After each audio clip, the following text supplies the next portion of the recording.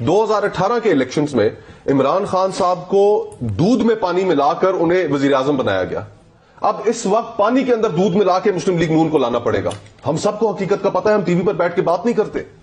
اب یہ جب آپ کمپرومائز کر کے مانگے تانگے کا اقتدار لیں گے, how will you command the country?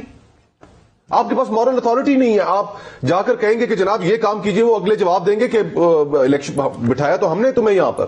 تو مسائل کیسے لوگوں کے حل ہوں؟ جب تک میجورٹی نہیں آتی تو الیکشن کروائی جائے. اچھا میجورٹی کی بات ہے نا, سچی بات حقیقت تو یہ ہے کہ آپ کے تاش کے پتے لگے ہوئے ہیں. یہ اس بنیاد پہ آپ کہہ رہے ہیں کہ جی کہ الیکشن پہ الیکشن کراتے جائیں, فری اینڈ فیئر الیکشن کرائے, ریزلٹ بالکل مختلف ہوگا.